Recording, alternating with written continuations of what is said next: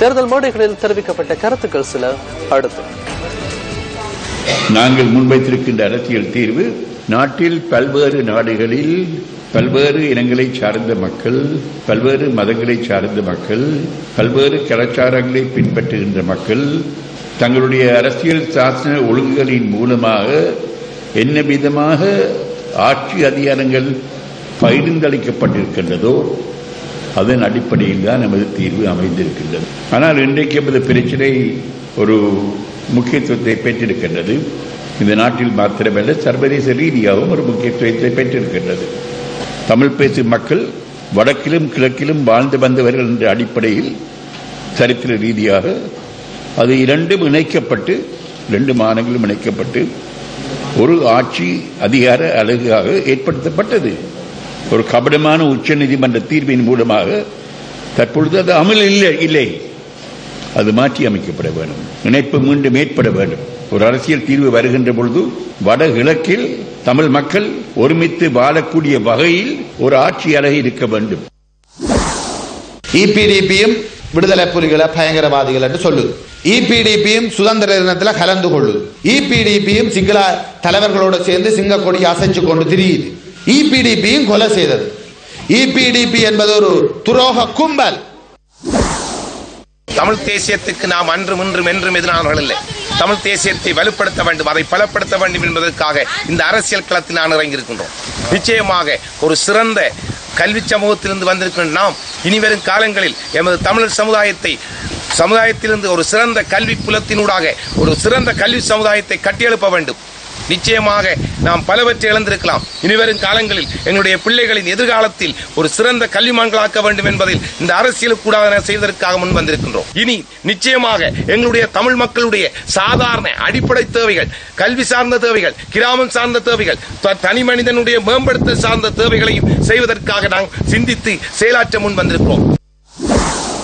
இன்று எப்பொழுது பத்திரிகையை திறந்து பார்த்தாலும் யாழ் பகுதியை நோக்கி கடத்தப்பட இருந்த கஞ்சா பிடிபட்டது.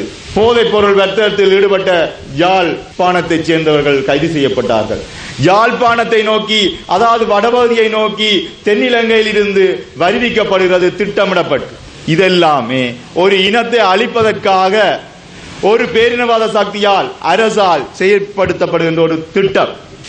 இவ்வாறான ஒரு தொழிலை செய்வதென்றால் அவனிடம் பெரிய ஆழ்பலம் வேணும், ஆயுத பலம் வேணும், அரசியல் பலம் வேணும், பணப்பலம் வேண்டும், படைப்பலம் வேண்டும். இவ்வாறான ஒருவரால் தான் அவ்வாறான தொழிலை செய்ய முடியும்.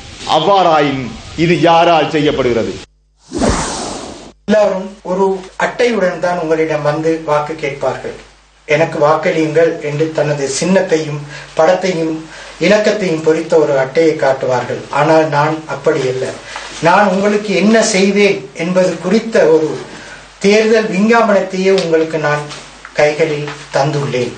உங்கள் அனைவரையும் சொந்த காலில் நிற்க வைப்பதன் மூலம், ஒரு சொந்த தொழிலை தேடிக் கொடுப்பதன் மூலம் உங்களை தலை நிமிர்ந்து சுய கௌரவத்துடன் வாழ வைப்பதற்கான வேலை திட்டங்களையே நான் முன்வைத்துள்ளேன். உங்களுக்கு ஒரு சொந்த தொழிலை நான் தேடிக் கொடுப்பேனாக இருந்தால் இன்று நீங்கள் முகம் கொடுக்கின்ற பல பிரச்சனைகளுக்கு நீங்கள் மிக இலகுவாக தீர்வு காண்பீர்கள்.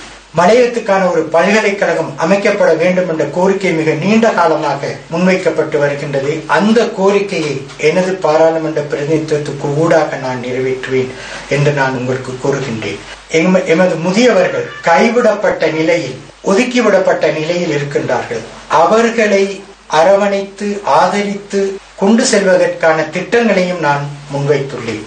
சிறுவர் சிறுமிகள், அதாவது ஊனமுற்ற சிறுவர் சிறுமிகளை கவனிப்பதற்கு எந்த ஒரு அமைப்பும் மலையகத்தில் இல்லை. அவர்களுக்கான திட்டங்களையும் நான் முன்வைக்கப்பட்டு வருகின்றது. அந்த கோரிக்கையை எனது பாராளுமன்ற பிரதிநிதித்துவத்துக்கு ஊடாக நான் நிறைவேற்றுவேன். ஒரு இலவச சட்ட உதவியை நான் நடைமுறைப்படுத்துவேனாக இருந்தால் பலரது பிரச்சனை தானாக தீரும். என்னை பொறுத்து நான் அரசியலுக்கு உழைப்பதற்காக வரவில்லை. எனக்கு இந்த தோட்டத்துள்ளுக்கு வாழும் மக்களுடைய அத்தனை பிரச்சனைகளும் எனக்கு தெரியும். உங்களுடைய பிரச்சனை வீட்டு பிரச்சனை, உங்களுடைய பிள்ளைகளுக்கு தொழில் இல்லாத பிரச்சனை, உங்களோட பிள்ளைகளுக்கு ஸ்கூல் இல்லாத பிரச்சனை, படிப்பு பிரச்சனை, இந்த மாதிரியான நிறைய விஷயங்கள் உங்களுக்கு பிரச்சனையா இருக்கிறது. அது எனக்கு நல்லா தெரிஞ்ச விஷயம்தான்.